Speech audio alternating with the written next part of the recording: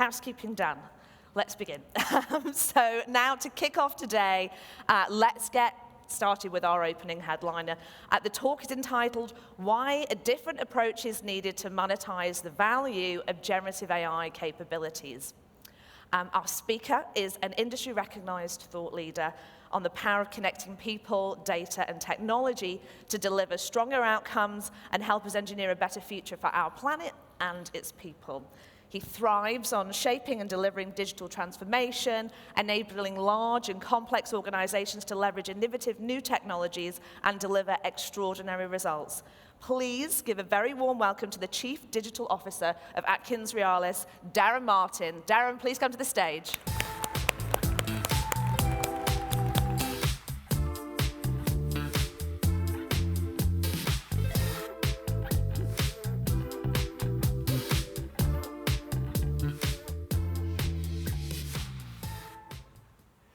Good morning, everybody.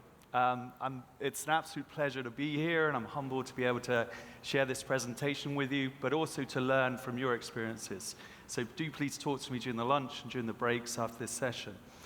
I kind of thought about this session, and we were talking about time to get savvy about AI. And as it was snowing yesterday, I kind of wondered why my own AI hadn't helped me work out that just bringing this jacket on my flight from Florida wasn't going to cut it. So there's always an opportunity to use the technology in different ways, and I'm going to talk a little bit about that. If there was 3 things I'd like you to take away from this session, it would be to dream big and be resilient. It's going to be difficult to navigate this journey. Pursue value every time. Don't get tempted just by the technology. And focus on scalable solutions and services that drive value and meaning for your company, but most importantly, for your customers. Times are certainly changing. I think we covered that yesterday. I talk about the transition from oil and gas to data, and we have these companies now, Google, so on, Amazon, Microsoft, that have really outstripped the value that was generated from natural resources. Data is the new oil. We've seen a transformation already in many industries. The death of the combustion engine for the cars, the transition to electric vehicles.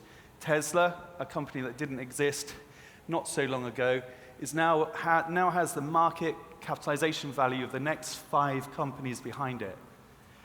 That includes Ford, the original manufacturer at mass scale.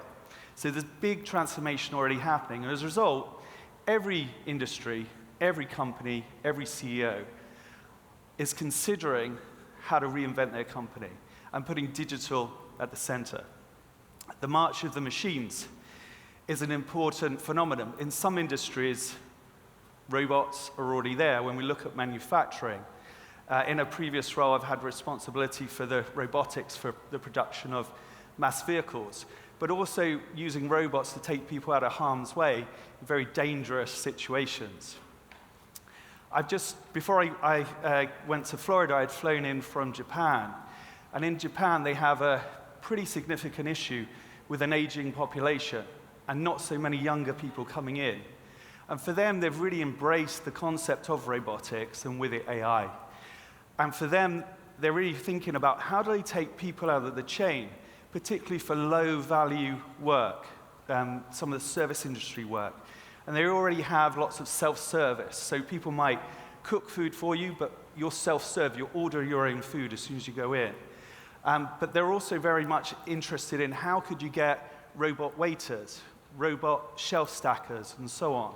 So in certain countries, as I travel around the world, I see a different aptitude and interest in adopting AI, but also monetizing it. And quite often, necessity is the mother of all invention. So where there are particular big societal problems, as in Japan, there's a faster adoption and a faster appetite to commercialize.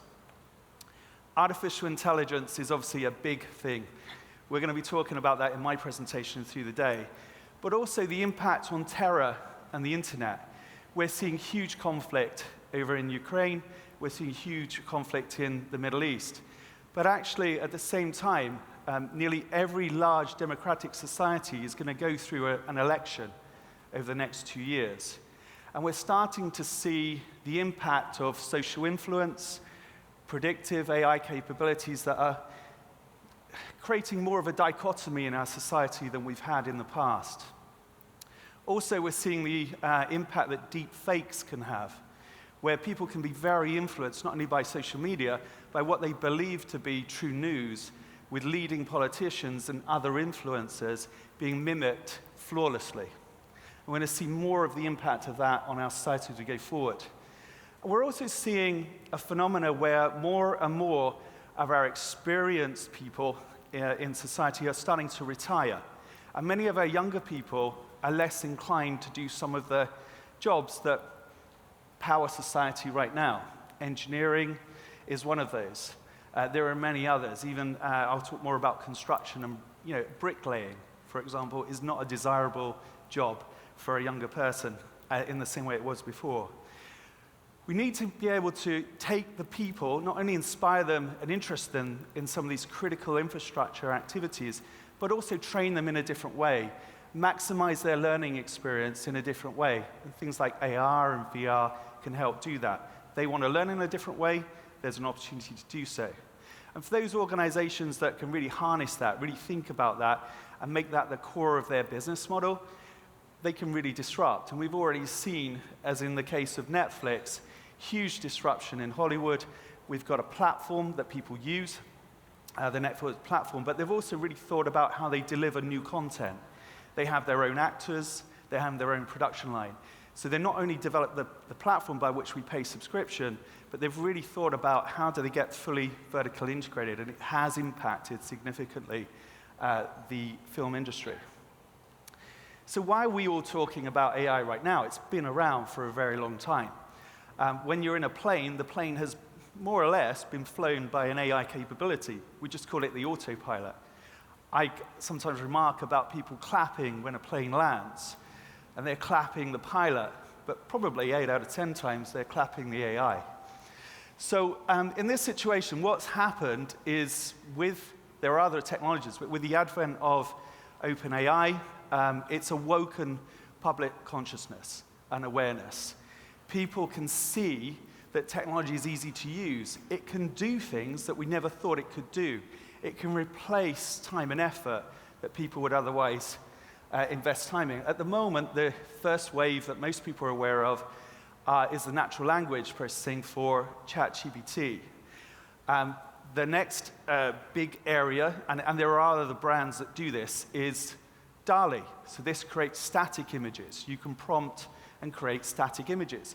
So people that create content for a living, words, people that create pictures and illustrate for a living, artists, illustrators, and so on, there's a phenomenon that overnight came in and arguably will allow you and me, and all of us, to be as good as an illustrator, which is a crazy phenomenon. OpenAI, Sora. Sora is the next wave. Sora creates video imagery from prompts. We can now be our own directors. We can create our own films, our own content. So it has broad applications across nearly every industry. But in addition to that, I want to talk about some of the other technologies that are out there and the resistance that we have in some developed nations against that AI capability. So if I was somebody that was ill in some parts of Africa, getting access to a GP, a general practitioner, a doctor to help me is really quite difficult in some situations. And so in those areas, for example, and there are other developing nations that have that problem, but enabling AI to be the first screen for those patients, to give them access to something they can't otherwise get, is a huge leap forward. It's not as good as a doctor, it's not as reliable or predictable, but it's better than not having it. And many of the doctors in some of these developing nations, as soon as they're qualified, they're tempted by the West, where they can earn more money. So retaining the brain's trust to treat the people in those countries can be a real challenge. And we see the adoption and the appeal and the promotion from government much stronger where necessity is most. Where we see problems and resistance, for example, in the UK, is around the unionization, the resistance of GPs that have spent a long, long time studying, that have debt for their universities and their medical training, and they need to recover that within their cycle. And we see more resistance to the adoption of, say, a general practitioner or a doctor screening service from an AI first pass, which is then augmented by human. For me, a big interest that I've leaned to is around the architecture, engineering, construction industry, which by 2030 will be valued at $17.5 trillion per annum. So this is one of the largest industries in the world. All of the critical infrastructure, all of the hospitals, all of the hydropower, all of the nuclear power, all of the wind, solar is wrapped up into this industry. So the creation of it and the design of it, the optimization of it. But it's an industry that has not evolved in line with other industries. It's still a lagging industry. Some of the reasons around that are around contracting models. It's a fragmented industry, a very diverse supply chain, and also mindsets. Quite often, the way a building is put to market is the cheapest way of constructing that building. But the construct of them running and operating that building in a more sustainable way, in a more affordable way, those two things are rarely married together. So we rarely think about the whole life. So there's been some reasons why the industry has been lagging. In my former role, I worked for McKinsey, and we would help clients move through this transition. And the results that I'm showing you are from 2016. The good news is that there's been huge progress in the AEC industry and huge investment, but there's still more to do. So construction here, you can see from this chart, places we are second to the bottom in 2016. We're slightly ahead of hunting. So it gives you a sense of the opportunity that's been ahead of us since 2016, agriculture and hunting. I think agriculture has really evolved further with food shortages and optimizing during heated conditions as the temperatures increase. But there are so many other industries where they've really embraced digital. This is our time.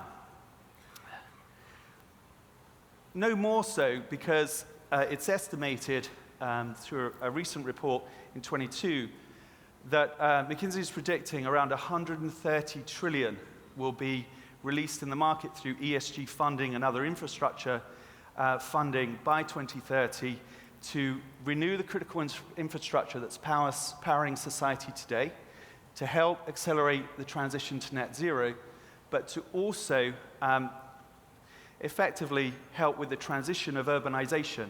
More and more of our people are moving towards cities.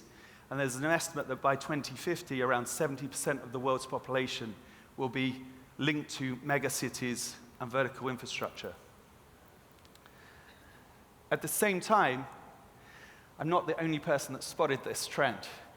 We're seeing huge investment from big tech, the hyperscalers, Microsoft and others, Salesforce. We're seeing big investment from the construction tech. And we're seeing good investment and energy from venture capitalists and private equity. So since 2020 to 22, there's been around 50 billion spent more than there was in the previous years on construction tech. Not many new unicorn organizations. That's a startup that's gone to 1 billion in our industry, but there's potential for that. So it's a huge opportunity. We're seeing lots of money coming into the market, not enough people to execute that and accelerate our race to net zero, a retiring workforce, and an opportunity to use AI to augment, but also solve problems that we as humans, with a heating planet, clearly can't solve on our own. So, we need to ask ourselves, how do we get from here to here? A situation where we see huge climate impact change. We see water shortages and scarcity. And with that, the socioeconomic damage that does. So as we need to invest in new energy sources and new resilient infrastructure, the climate crisis that's happening and increasing is destroying and attacking the infrastructure that we already have. So we're having to divert funds towards keeping the lights on and keeping things going with our carbon-based infrastructure, our roads, and so on, but also trying to figure out how do we accelerate and create more assets, and how do we bring those assets online that are renewable-based assets. It's really important that we, not only in the AEC industry, but other people in adjacent industries, collaborate to accelerate that race to net zero. AI will revolutionize our industry. The way buildings, wind turbines, solar turbines, and so on, are generated, buildings created, spaces, arenas optimized, that will become automated over time. The way construction is done will have to be automated with robots involved to take people out of harm's way, to replace roles that many of our young people don't want to do. But we're at the very early stages of that transition. And our assets, once they are built, they need to be optimized, run and operated in the most efficient way. And the continuity in contracting and thinking about that is nascent. Some clients are very forward-thinking. Some industries are thinking this way. But in general, it's still disconnected. So with that in mind, a lot of the industry for AC is driven by time and materials. And so there's a disconnect a little bit in the way that this technology will be adopted, not only in the architecture, engineering, and construction industry, but in other adjacent professional service industries, such as legal firms, for example, consultancies. And these are often the people that are involved in coming up with the good ideas, working out the legal contracts, originating, ideating, helping clients go through that transformation. And there's a risk around low and slow as much as there is about going fast and frivolous. Now, I'll give you one example for an Atkins Realis perspective of where we've needed to move very quickly.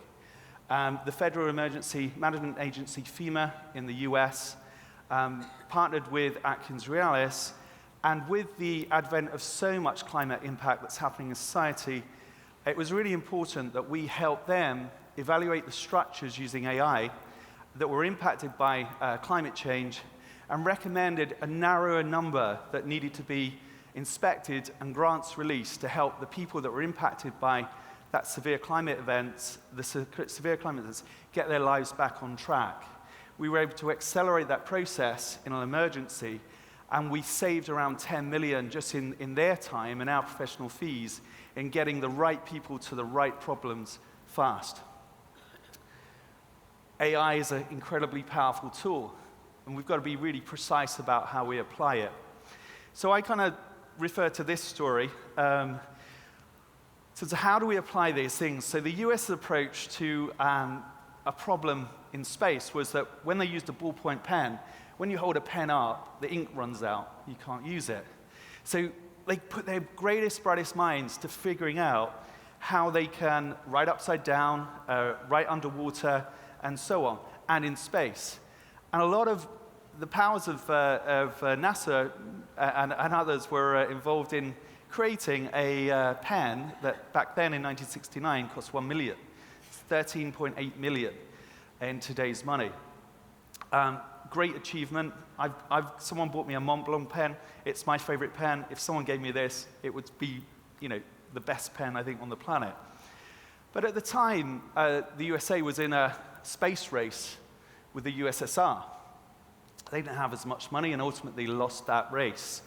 But their solution was slightly different. The way they tackled it was to use a pencil. The pencil then costs around 4 cents. In today's money, that's 55 cents. And I really want to kind of land that with the audience, right? That some of the problems that we can solve in our companies, for our clients, for society, for the planet, some of those problems we can already solve today. We have it at our fingertips. And we need to be really precise and clear about what problems we're trying to solve with AI and how we can accelerate that journey. So, AI will impact the AEC industry and your industry in many ways. There will be commodity workloads. Turning AI disruption into shareholder value is important for the company to survive and continue to pursue its mission. Focus AI on value. There will be workloads exits. There are things in our industry that won't exist in the future. They'll be commoditized. It's really important to think about that and not just judge the AI technology on how good it is today and how many hallucinations there are and how many problems there are, but think about it in 5 years' time. How powerful will it be then? And what do you need to do to navigate that path? Think about your commercial strategy. How do you translate some industries which are more professional services, for example, where some of the brightest minds exist? How do we translate that into value and outcome?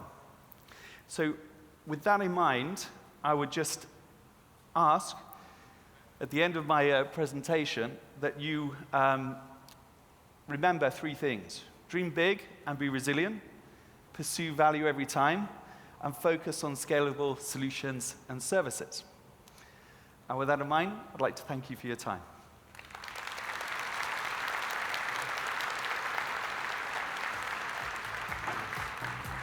Thank you so much. Unfortunately, we don't have time for any questions, but please give a big hand for Darren. Thank you very much.